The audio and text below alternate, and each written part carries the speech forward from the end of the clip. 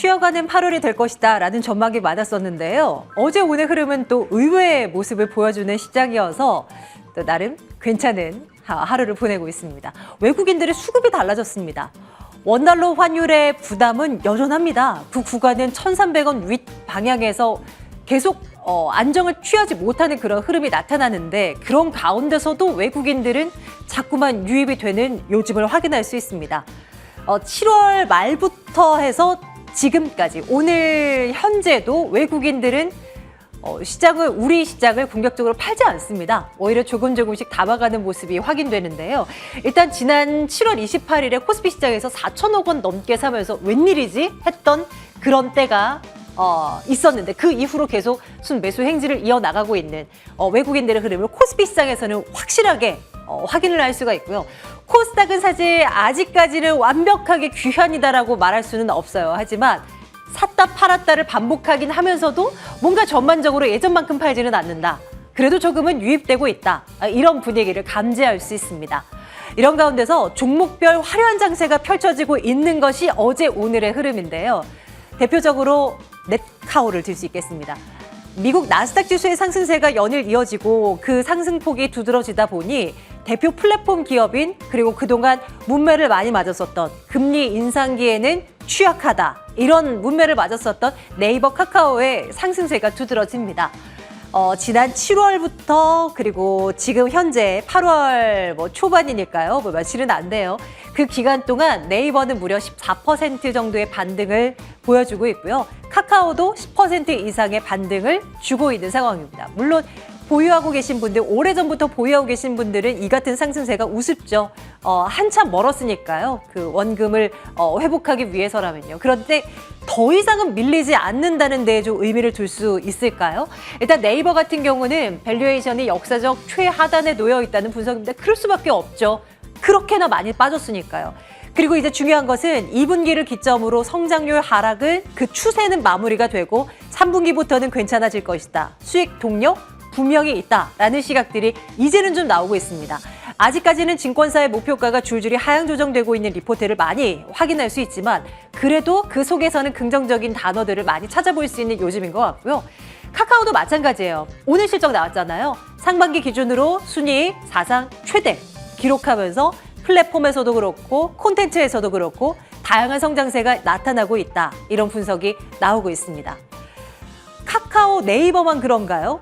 어제 오늘 얘네 왜 오르지? 라고 하는 섹터가 바로 게임 섹터입니다. 한동안은 우리에게 정말 화려한 수익을 안겨줬었던 게임 섹터지만 금리 인상기와 맞물려지면서 네이버 카카오와 못지않게 큰 폭의 하락을 또 시현했던 게임 섹터였습니다. 역시나 다양한 레버리지를 이용해서 투자를 해야 됐던 그런 게임 섹터이기 때문에 금리 인상에 취약할 수밖에 없다라는 그런 우려 섞인 말들이 참 많았었던 과거였죠. 그런데 어제 오늘은 웬일인가요? 오늘 장중 위메이드는 상한가를 기록해버리고 위메이드 맥스는 상한가에 들어가 있고 크래프톤도 상승폭을 키우고 카카오게임즈 어제 실적을 내놨었죠. 실적 2분기 기준으로 영업이익만 놓고 보면 사상 최대 기록되면서 어제 흐름장에서 또 굉장히 강했었습니다. 전반적으로 분위기가 좀 바뀌는 모습입니다. 그러면서 공교롭게 다양한 개별 이슈들도 나옵니다. 위메이드는 위믹스 3.0의 메인넷을 다음 달에 오픈할 가능성이 있다라고 하면서 이제 우리는 자신감을 갖고 한번 내보여줄 것이다. 우리의 기술을 이런 이야기를 내놓고 있습니다. 크래프톤도 NFT 사업 진출에 대한 기대감을 높이면서 최근 투자자들의 관심을 좀 모으고 있는 상황이고요. 한동안 NFT와 관련해서 맞물려서 올라갔었던 게임 섹터들 그로 인해서 또 폭락을 면치 못했었는데요. 이제 다시 기대가 몰리고 있는 그런 시기가 된 걸까요? 궁금합니다. 앞으로의 흐름이요. 다음 보겠습니다. 이제 시장에서는 이런 이야기가 나옵니다. 확실히 지금은 베어마켓 랠리 구간에 들어가 있고 시장은 어느 정도 단기 반등은 추가적으로 다 나올 수 있다. 이런 시각들이 또 목소리를 키웁니다. 그런데 이제 중요한 것은 그 안에서 모든 종목들이 날아 올라가지는 않을 거라는 얘기입니다. 오늘만 하더라도 코스피는 주춤한 대신 코스닥 시장의 상승세가 두드러지고 그 안에서 낙폭이 정말 과했던 섹터를 중심으로 해서 상승폭을 좀 키우는 종목들이 많습니다. 많이 떨어졌는데 이것만 중요한 것이 아니라 실적 대비해서도 저평가되어 있다. 중요한 거죠. 가격은 싸졌는데 실적은 잘 나오는 기업들을 추려야 한다라는 겁니다. 대표적으로 IT 가전, IT 하드웨어, 그리고 오늘 시장에 강한 플랫폼 관련한 업종도 관심을 두어라라는 증권사의 목소리가 나오고 있는데요. 오늘 목요일입니다. 알고리즘 매매 분석을 통해서 시장을 예측하고 또 들여다보는 시간 마련해 두고 있는데요. 알고리즘은 어떤 이야기를 하고 있을까요? 잠시 뒤에 이야기 나눠보도록 하겠습니다.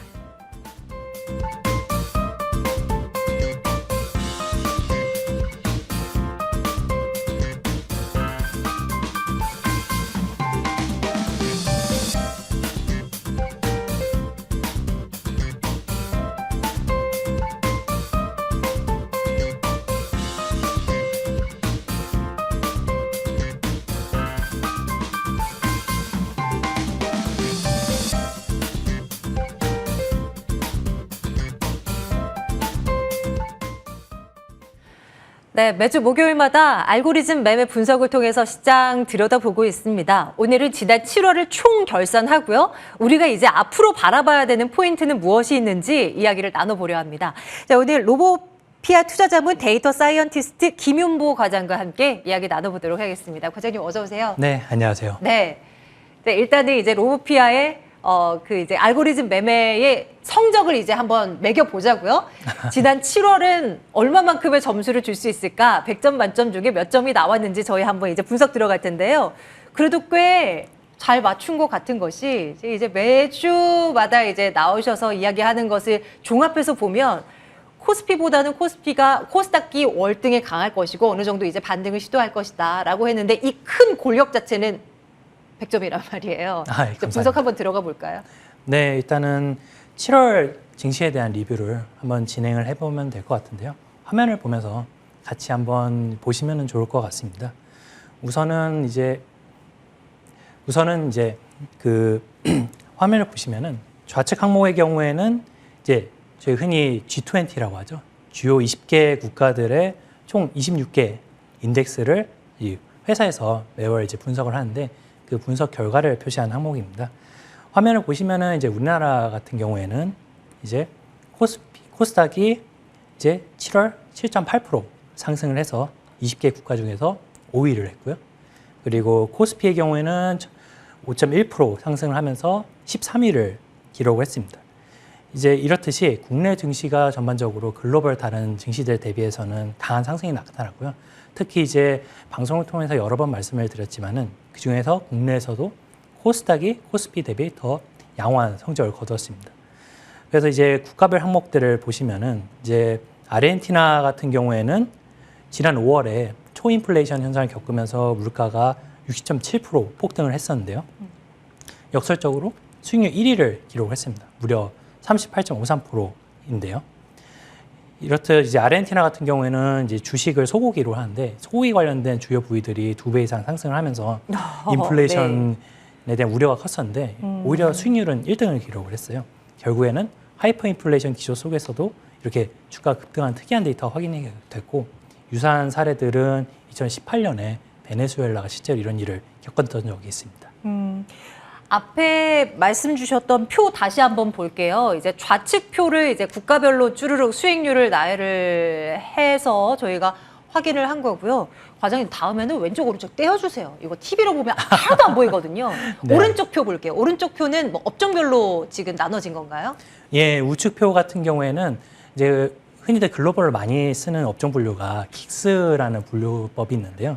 이게 이제 뭐 스탠다드 푸어스나 다른 회사들에서 개발한 분류 방식인데 해당 분류 방식으로 업종별 이제 전월 대비 외국인 지분율 변화를 보면은 특이한 점이 외국인이 민감 소비와 산업재 쪽 비중을 많이 늘렸다는 겁니다. 예를 들면은 이제 자동차나 조선, 항공산업 같은 게 이런 산업재에 속해 있는데 이런 종목들에 집중적으로 매수를 했고 다른 업종들도 늘리는 모습을 보였는데요.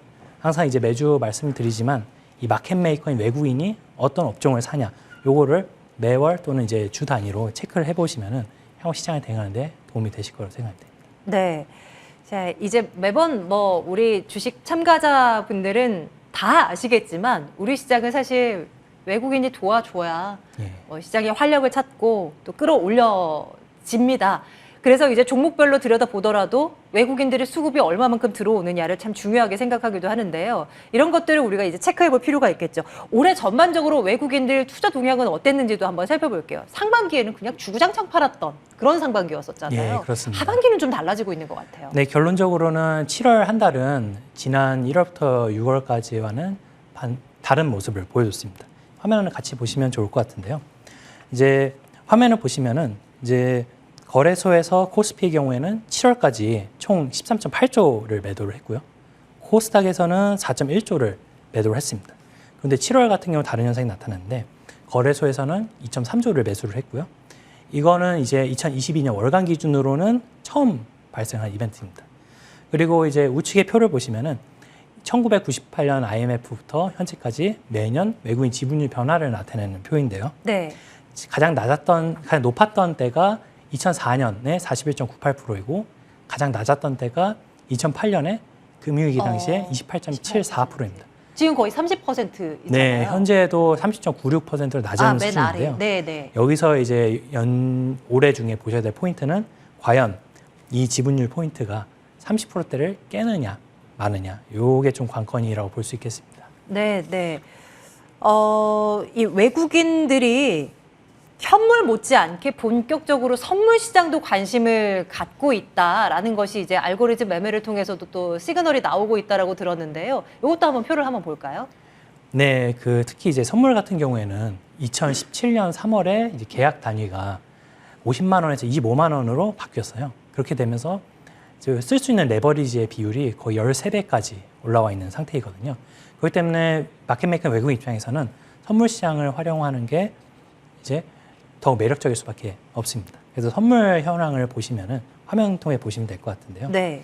이제 우측 항목은 매월 주식과 채권 그리고 외환 시장에서의 선물 누적 포지션 변화이고요. 보시는 바와 같이 올해 누계로 보시면은 주식 쪽은 매도이고요. 그리고 채권과 환율 쪽은 매수이고 주식 쪽은 매도인 걸 볼 수가 있습니다. 세부적으로 이야기를 드리면은 이제 그 왼쪽 항목은 우측의 항목을 트렌드로 표시를 한 내용이고요. 네네. 초록색 항목은 채권 선물 3년물인데요. 7월부터 공격적인 매수세가 들어온 걸 볼 수가 있습니다. 즉 이제 금리 인상기에 외국인들은 선물을 통해서 역으로 금리 인하에 배팅을 했다는 걸 볼 수가 있고요. 그 결과 7월 중에는 금리가 상승세를 멈추고 하락하면서 10년물 금리 기준으로는 무려 49.6bp나 하락을 했습니다. 그리고 달러원 선물 같은 경우에는 검정색 항목인데요. 7월 기준으로 이제 제가 방송에서 말씀드렸던 이제 목표가 1,331원을 터치한 이후에 누적 포지션이 빠르게 올라온 걸 볼 수가 있습니다. 이는 이제 외국인들 빠르게 이익 실현을 한 것으로 볼 수가 있고요. 그리고 마지막 빨간색은 주가 지수인데 지금은 약간 중립적인 흐름을 보이고 있어요.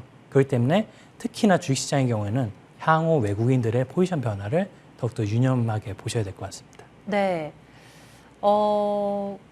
외국인 투자자들의 수급 현황을 분석하는 것도 굉장히 중요하기는 한데 또 이제 한편으로 드는 생각이 외국인들도 최근에는 그냥 중기, 장기로 액션을 취하지는 않더라고요. 그냥 그때그때 상황에 맞춰서 며칠 쫙 샀다가 며칠 쫙 팔아버리고 막 이런 형태가 좀 반복이 되곤 해서요. 그럼에도 불구하고 이런 데이터들은 계속 우리가 확인해 볼 필요가 있다라는 이제 말씀이신 거죠? 네, 그렇습니다. 큰 시장의 흐름을 항상 네. 쫓아야 되고 네. 그 데이터를 기반으로 하는 것이 중요하기 때문에 이 흐름을 데이터로 확인하는 작업 무엇보다 중요하다고 볼 수 있습니다. 어쨌거나 시장을 이끄는 이 마켓 메이커는 또 외국인들이니 또 그들이 짧은 기간에 그냥 뭐 소위 이제 단타를 노리고 시장이 들어온다고 하더라도 우리는 그거를 또 추적 관찰을 해보는 수밖에 없는 것 같아요. 예. 일단은 알고리즘 매매에서는 지난주에 코스피 기준으로 2,510포인트까지는 올라갈 가능성, 그것도 이제 8월 둘째 주까지 만길 있는 주간까지는 올라갈 수 있을 것이다라고 이제 내다본 게 이제 지난주 코멘트였어요. 후로 계속 올라가요. 올라가고 지금 현재는 코스피가 2,470포인트 선까지 올라와 있습니다. 어때요? 달라진 거 없습니까? 추가적으로 더 올라간다고 여전히 이제 시그널들이 나오고 있나요?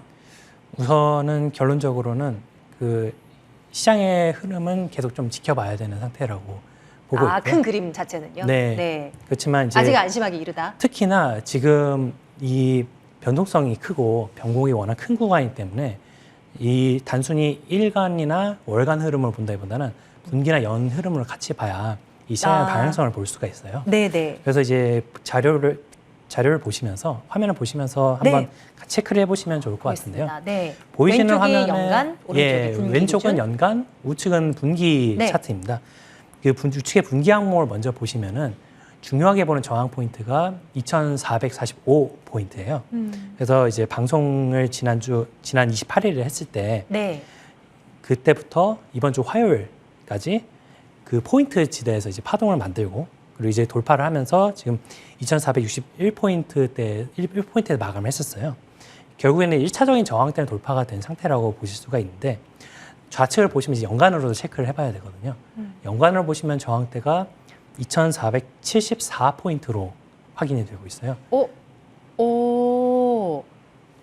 오늘 장중 기준으로는 저 구간 살짝 돌파했거든요. 예, 그 시초가 오늘 시초가가 2,478.44포인트였고요. 네. 이게 상승 돌파 갭으로 올라오긴 했습니다만 아직까지 확인이 필요한 상황이에요. 저기 이제 저 저항선을 이제 뚫고 안착을 하는 게 중요한 네, 거죠. 그렇기 때문에 오늘의 경우에는 이 마감 종가까지 지켜봐서 네. 이 저항대를 뚫고 올라와서 안착을 할 수 있느냐 여부를 체크를 해야 되고요. 네. 안정적으로 안착을 하고 또 나아간다면은 말씀드렸던 2,510포인트까지의 이제 그 레벨은 유효하다고 이제 알고리즘에서는 분석을 하고 있습니다. 근데 뭐 오늘 종가 기준으로 저 저항대 2,474를 반드시 넘어야 되는 거는 아니잖아요. 그냥 뭐 이번 주나 뭐 다음 주나 뭐 해서 안정적으로 우상향하면서 돌파를 해준다면 또 괜찮게 봐도 되는 거죠? 뭐 그럴 수도 있겠지만 일단은 오늘 넘어주냐 오늘이 중요한 많이, 건가요? 예, 그래요? 예, 그렇습니다.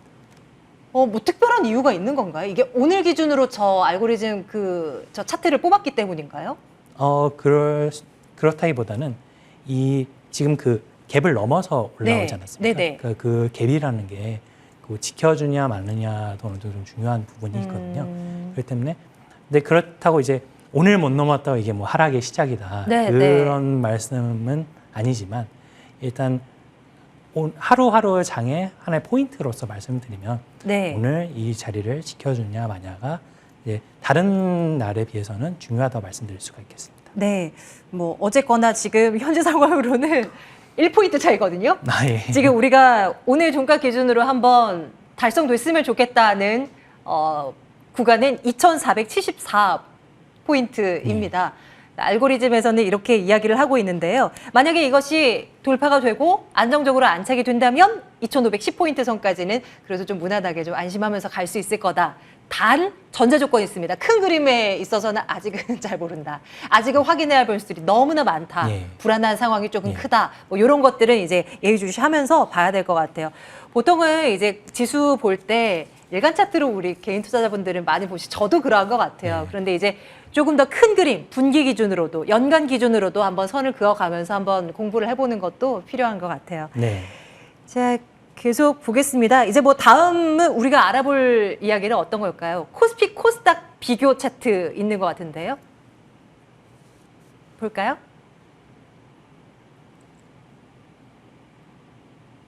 네. 네, 그래서 지금 이제 나오는 표정 봐주시겠어요?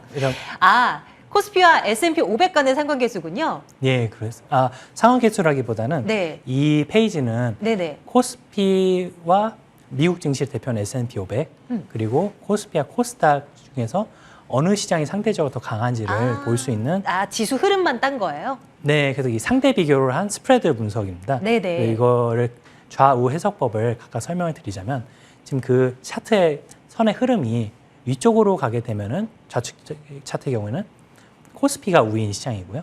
아래로 가게 되면은 미국 시장이 우위인 상황으로 볼 수 있습니다. 그래서 왼쪽 항목 같은 경우에는 이제 6월 23일부터 한국보다 미국 시장이 강하다는 시그널을 포착이 됐고요. 현재까지도 계속 이어지고 있고 이게 앞으로도 지속될 것으로 분석을 하고 있어요. 우측 같은 경우에는 코스피와 코스닥을 비교한 항목인데 말씀 유사하게 선이 위로 올라간다면 코스피 우위 국면이고 아래로 간다면 코스닥 우위 국면인데요. 이 방송을 통해서 여러 번 설명드렸다시피 현재 코스닥의 경우 그 우측 차트의 경우 아래로 향하고 있어서 코스닥 우위 국면이 지속이 되고 있습니다. 그러니까 이제 궁금한 두 가지가 있다. 그런데 이 둘 중에서 선택을 해야 된다. 어느 쪽이 강할지 나는 모르겠다 할 때 이 알고리즘에다가 두 가지 지표를 하나 이제 넣어보면은 이런 그림으로 우리가 또 어떤 쪽이 강할 것으로 예측이 되는지를 확인할 수 있게 된다는 거군요. 네, 그렇습니다. 지금은 이제 알고리즘 분석 가능한 게 한국과 중국 그리고 미국의 지수와 종목에 대해서 가능한데요. 네. 테스트로 이제 부동산이랑 암호화폐도 같이 하고 있어서 다양한 개발이 완료가 된다면은 다양한 자산에 대한 이제 크로스 체크를 오픈을 하려고 하고 있습니다. 어쨌거나 지금 코스피보다는 S&P 500 그러니까 한국 시장보다는 미국 시장이 조금 더 우위를 보여줄 것이다. 당분간은 코스피보다는 코스닥 시장의 강세가 조금 더 이어질 것이다. 뭐 이런 분석이 가능하겠습니다. 좋아요. 이번에는 2주 전쯤인가요? 과장님 이제 출연하셨을 때 이런 업종이 지금 노란불 그러니까 매수 사인들이 좀 나오고 있다. 뭐 이런 이야기들을 쭉 짚어주셨어요. 그 중에 이제 우리가 놀랐던 게 뭐 헬스케어 관련한 예. 종목들이었고 섹터였고 정말 강했고 그 이후로도 그랬습니다. 뭔가 변화된 게 있을까요? 오늘 기준으로도 좀 살펴주세요. 네, 결론적으로는 지난번 방송에 출연할 때 말씀드렸다시피 전기전자 업종이랑 건강관리 업종이 양호한 흐름을 보이고 있다고 알고리즘은 계속 제시를 하고 있고요. 네. 이제 이번 주는 지난번에 설명드렸던 전기전자 업종 한번 다시 보시고 네. 새로운 업종을 추가를 했어요. 좋습니다. 기간산업 쪽을 한번 보여드리려고 해서 네네. 화면을 통해 보여드리려고 하는데요. 일단 먼저 전기전자 업종을 다시 보시면은 이제 현재 알고리즘은 빨간색 박스로 쳐진 이제 IT 부품이나 우측 상단의 일반 전기전자 그리고 2주 전에 말씀드렸던 우측 하단의 오락문화와 정보기기 업종에 대해서 이제 양호한 시그널을 보이고 있고요. 그리고 이제 이 노란색 바탕의 영역에 지금 진입을 해 있는 상태인데 이거는 이제 그 알고리즘 상으로 관심 확대 영역에 진입했다는 것을 의미를 합니다. 그래서 전기전자 중에서는 표시되는 해당 업종에 대한 관심을 지속적으로 유지해 주시면 좋을 것 같고요. 네, 그리고- 지금 빨간 박스 안에 네. 있는 그 섹터 한번 읽어볼게요. 글자가 너무 작아서요. 네. IT 부품, 일반 전기전자, 오락 문화, 그리고 정보기기 이렇게 이제 네 곳에 빨간색 박스가 그려져 있는 겁니다. 여기에 이제 하나를 추가해 주신다고요? 아닌가요? 뭐 이미 다 아닙니다. 추가가 된 지금 건가요? 알고리즘 분석 결과로는 네네. 지금 박스에 쳐져 있는 업종에 좀 더 관심을 가져주시면 좋을 것 같습니다. 네, 현재 다음 시점에서는. 장은 뭔가요? 네, 다음 장은 이번 주에 새로 설명드리는 기간산업 업종인데요. 이 기간산업 업종도 지금 전반적으로 좋은 흐름을 보이고 있어요. 알고리즘도 보시면은 좌측 상단 운수장비 항목 같은 경우에는 이미 7월 초 네. 중순부터 노란색 영역에 진입을 했고요. 근데 지금도 현재도 노란색이 네. 계속 이어진다는 거는 네. 최근에는 조정을 좀 조정이라기보다는 좀 쉬어가서 빨리 올라갔으니까 이제 꺾이는 건가? 뭐 이런 시각들도 일부 있었거든요. 근데 네. 알고리즘에서는 그렇게 보지는 않는군요. 네, 알고리즘에서는 이제 다양한 시계열을 바탕으로 네. 분석을 하기 때문에 그 종합적인 결과로서 안내를 해드리고 있다 이렇게 보실 수 있고요. 그리고 좀 더 같이 관심 가지시면 좋은 게 좌측 하단에 운송 장비 부품 그리고 금속 항목 같은 것들이 있고요. 우측 상단에 비금속 업종도 한번 관심을 가져주시면 좋을 것 같습니다.